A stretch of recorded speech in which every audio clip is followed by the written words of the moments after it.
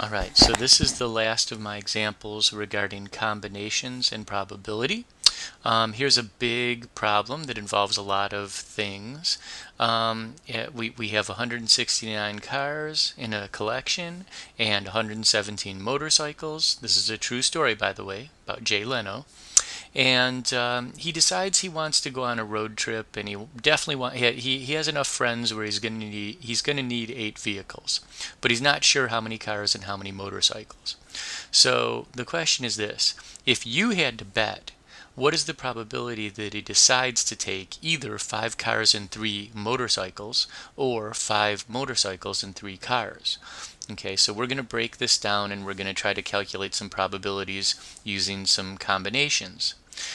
First thing is we'd say, well, let's look at the probability that he chooses 5 cars and 3 motorcycles. First of all, we'll always look at the total number of ways that he could choose the vehicles first, and that's going to be C, and the number on the bottom is going to be 169 plus 117 comma 8. So on the bottom we'll have C268 comma 8. That's the total number of ways he could select 8 vehicles from 268. Now if we do this on the calculator, we get a really large number, so all we're going to do is the setup. We're not going to crunch it down into one number in the end. But let's look at the setup on the top. So we want to know how many ways he could choose 5 cars from the 169 available and 3 motorcycles from the 117.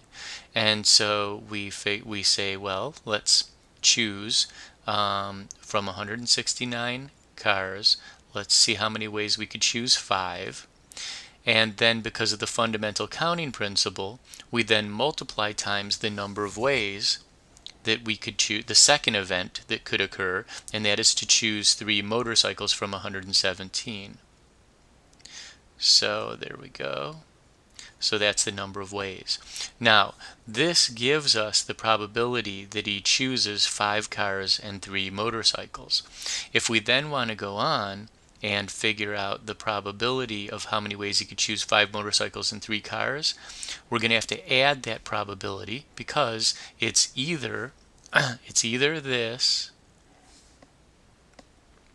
or let me use something that you can see a little more clearly, or this. Okay, notice that we use the word or here.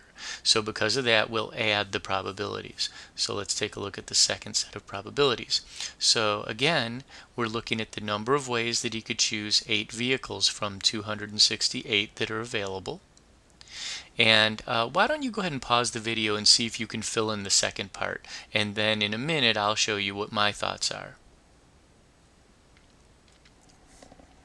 Okay, here I go.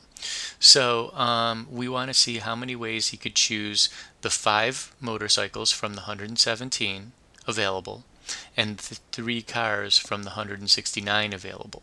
So we do C of 117 comma 5, and then we multiply that times C of 3 let's see here, cars 169 comma 3. There we go.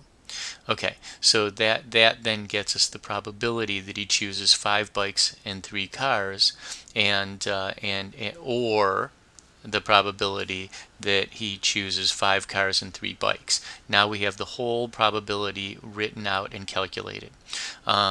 During class, you will be working on problems that look like these, and you'll need to be able to do the setup and then punch the numbers in your calculator and get a numerical result.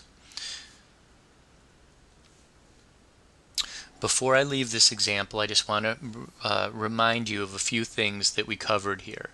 Notice that when we talk about and, we're talking about multiplying the number of ways that something can occur with the number of ways that something else can occur.